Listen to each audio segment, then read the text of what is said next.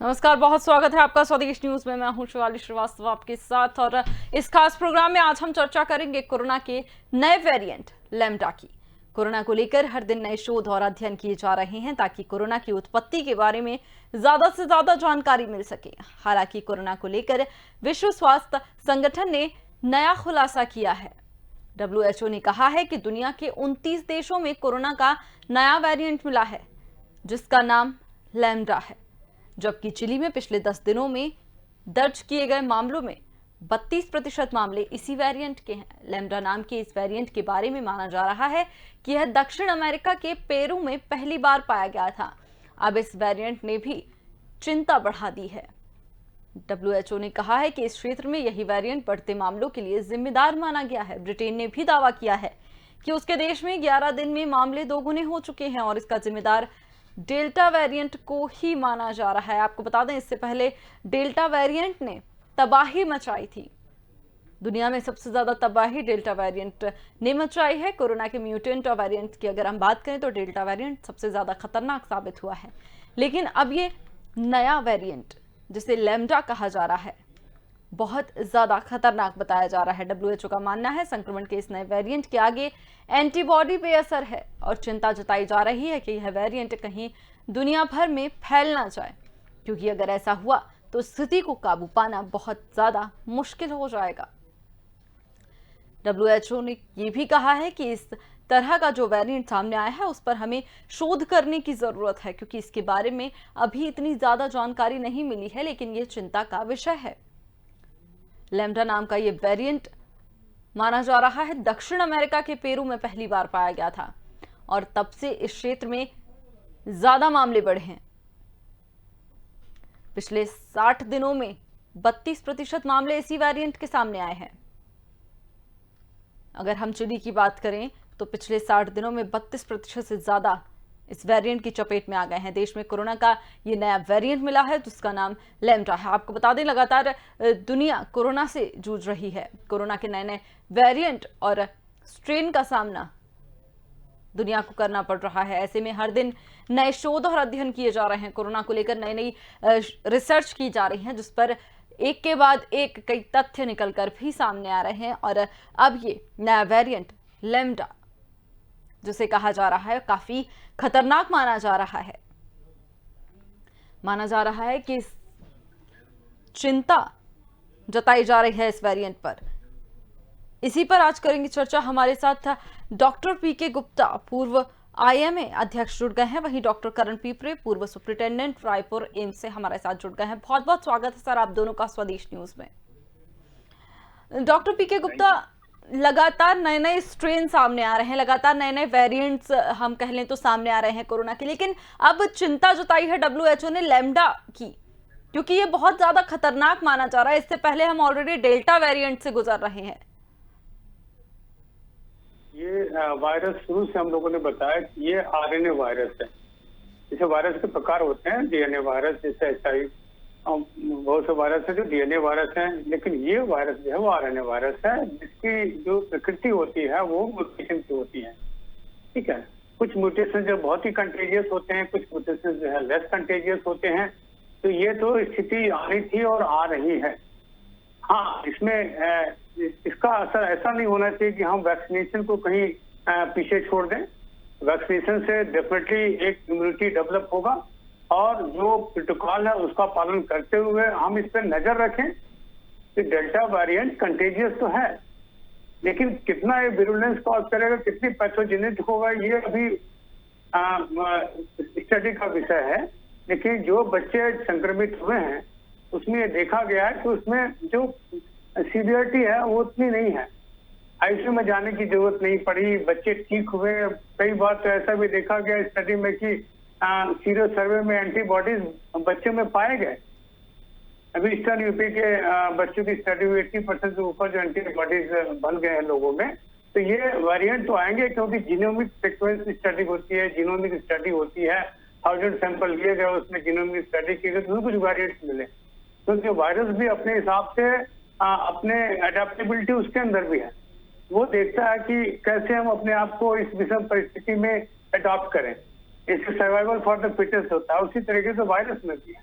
अब अभी जो लोगों ने प्रिकॉशन लिया, वैक्सीनेशन चल रहा है, इसमें वायरस भी अपना रूप बदल रहा है और उस संक्रमण को हमने रोक दिया, कहीं उसे हमने कंटेन कर लिया तो आगे स्प्रेड नहीं करेगा।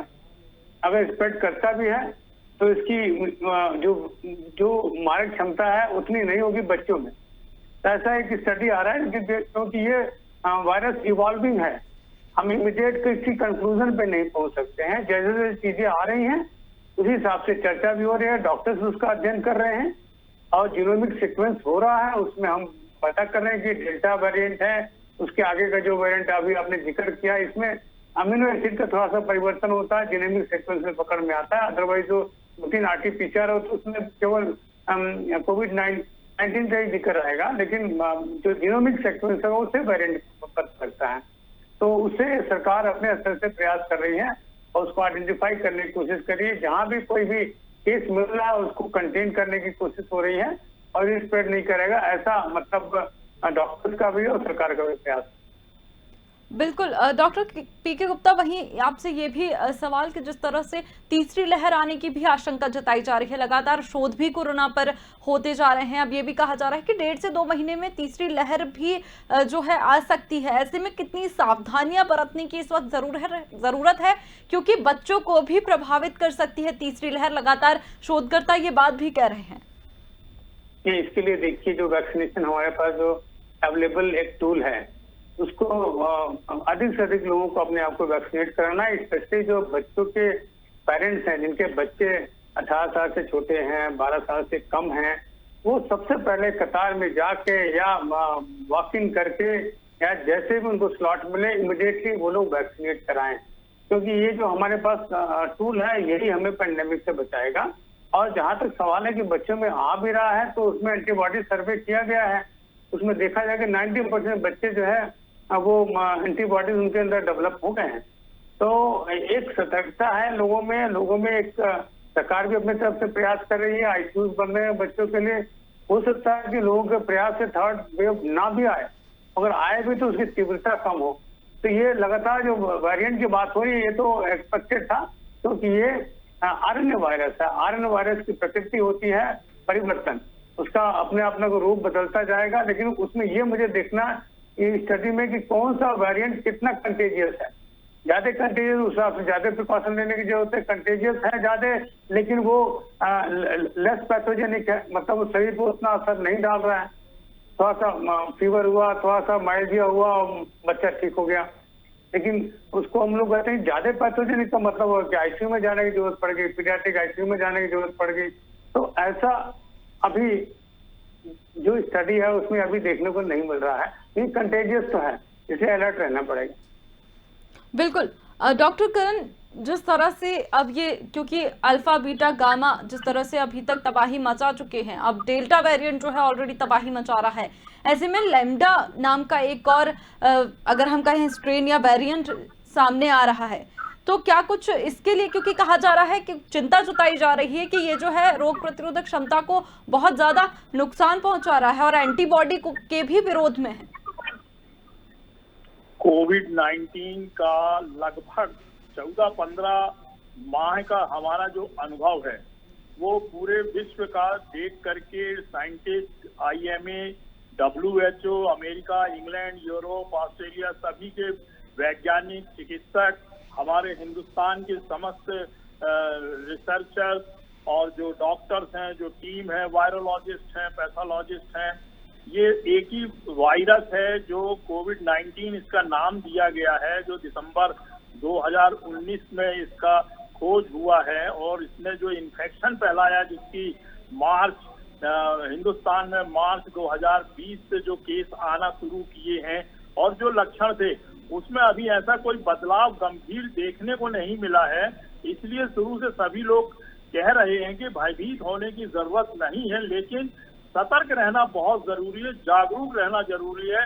जो WHO की गाइडलाइंस और IMA की और ICMR की और शासन की गाइडलाइंस और जो जिला कलेक्टर लोग देते हैं उनकी गाइडलाइंस के अनुसार हमें अपने आप को, बच्चों को, बुजुर्गों को, कोमॉर्बिडिटी वालों को और यंगस्टर को, प्रेग्नेंट महिलाओं को, हमारे को सबको बचा के चलने का एक ही उद्देश्य है और वो है वैक्सीनेशन, 100% वैक्सीनेशन। क्योंकि हमारे हिंदुस्तान में बनने वाला जो कोविशील्ड वैक्सीन है वो इतना इफेक्टिव है, जो कि 25-30 करोड़ लोगों को लग चुका है, लोगों में इम्यूनिटी आ चुकी है, और जो मौतें हुई हैं वो लगभग 1 से 1.5% मौतें ही हुई हैं कोविड-19 नाम के इन्फेक्शन, प्लस इसके जो भी वेरिएंट्स हैं, alpha, gamma, beta, delta, lambda, जो भी आ रहे हैं, और इसके जो इम्यूनिटी जो डेवलप होते चली जा रही है, अभी इतना भयभीत कराया नहीं है इसने।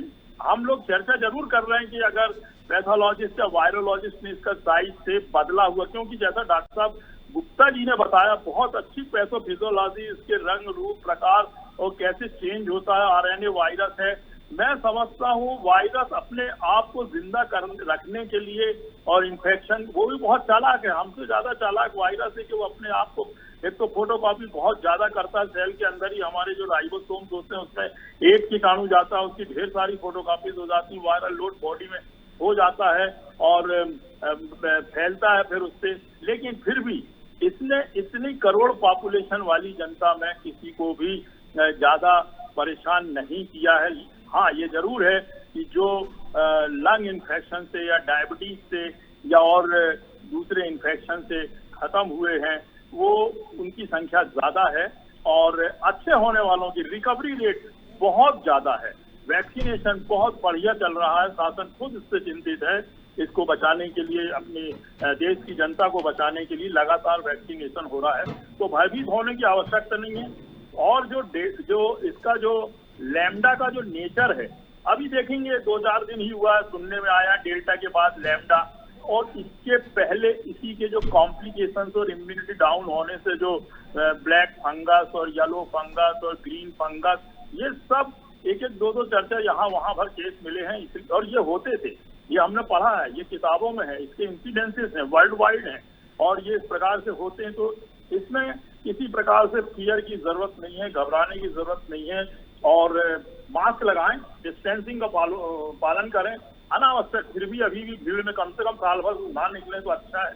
और बहुत अच्छी चीज है कि वायरल इन्फेक्शन के डर से हमारा हाइजीन अच्छा हो गया है, घर की, आसपास की, शहरों की, सड़कों की और मकानों की सफाइयां हो गई हैं, हम जागरूक हो गए हैं, हम अपनी स्वयं की सफाई रखते हैं, लोगों को भी बताते हैं, लोग व्यायाम कर रहे हैं, अच्छे फल फ्रूट खा रहे हैं, बच्चों की देखरेख बढ़ गई है, चिंता बढ़ गई है, महिलाओं की और प्रेग्नेंट महिलाओं की, बच्चियों की, इनकी भी देखरेख और इनकी दवा, इलाज, ये भी सब बढ़ गया है।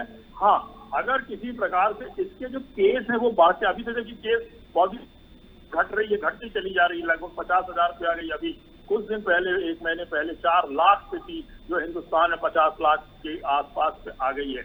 जिले के जिले पूरे इन्वॉल्व थे, जबलपुर, इंदौर, छत्तीसगढ़ और दूसरे दिल्ली, मुंबई और पुणे और साउथ इंडिया भी, पंजाब, राजस्थान बहुत ज्यादा इफेक्टिव था। अभी सब जगह खाली हो गया, वेंटिलेटर खाली है, ऑक्सीजन खाली है। ये बात कर रहे, ये बताते हैं कि हमारे देश में रिकवरी रेट ज्यादा है।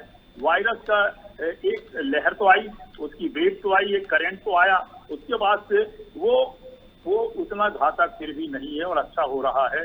और अब जो चीज आ गई, वायरल इन्फेक्शन के पहले भी हमारे यहाँ टीके लगे और सब कंट्रोल हो गया, पूरा इरेडिकेशन हो गया, इसका भी इरेडिकेशन हो जाएगा। दावे के साथ कहते हैं हम कि ये इतना घातक नहीं है, ये इरेडिकेट हो जाएगा। वैक्सीनेशन बहुत बढ़िया चल रहा है, लोगों में अच्छी अवेयरनेस डेवलप हुई है। अगर ये संख्या है तो बचा लिए जाएंगे। हाँ, जरूर इसमें जो वैक्सीनेशन है, जो कि 90% इसकी इफिकेसी है हमारे कोविशील्ड की, और हमारे हिंदुस्तान में बनाया जाता है, इसको मैक्सिमम लोग आगे आकर के लगाएं, लोगों को लगवाएं, प्रेरित जागरूकता बढ़ाएं। और मैं समझता हूं कि इसकी जो जैसे जैसे वैक्सीनेशन होगा, ये कमजोर होता चला जाएगा, और आने वाले कुछ माहों में मैं अभी भी नहीं मानता कि तीसरी लहर आएगी। आना होता तो इसी के नंबर बढ़ते घटते नहीं, पूरे विश्व में एक आती है थोड़े दिनों के लिए और फिर चली जाती है, जबकि अभी बहुत कम वैक्सीनेशन हुआ पूरे विश्व का लिया जाए तो मेरे अनुभव से 20-25% ही हुआ होगा, क्योंकि वैक्सीन बनने में भी टाइम लगता है।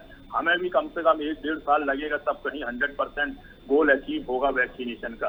तो मैं तो भारतवासियों से मैं बोलूंगा कि इससे भयभीत न रहें, लेकिन सावधानी बरतें, मास्क अकेले से, मैं बार बार आप सभी से निवेदन करता हूं कि मास्क अकेले से 80 to 85% प्रोटेक्शन होता है मास्क अकेले से।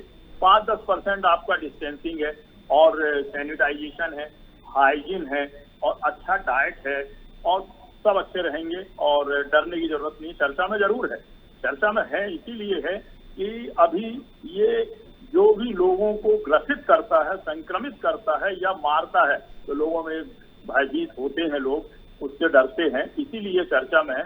अदरवाइज ये कंट्रोल हो रहा है और रिकवरी रेट बहुत अच्छी है और पूरा कंट्रोल हो जाएगा।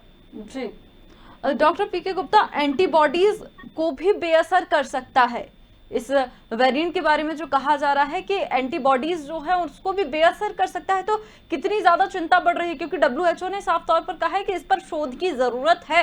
अभी ये जो वेरिएंट है वो बस सामने आया है और उस पर शोध किया जा रहा है।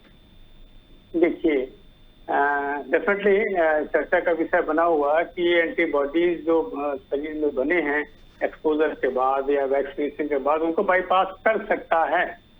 लेकिन अभी ऐसा कोई स्टडी अभी नहीं आई है, ये एंटिसिपेशन है।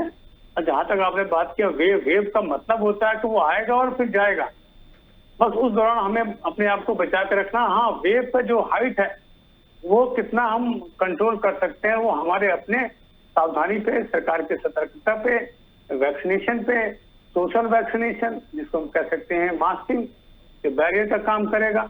तो हाँ, अब लोग जागरूक हैं, लोग ब्लड टेस्ट भी करा रहे हैं। ब्लड टेस्ट में एंटी कोविड एंटीबॉडी टेस्ट हो रहा है।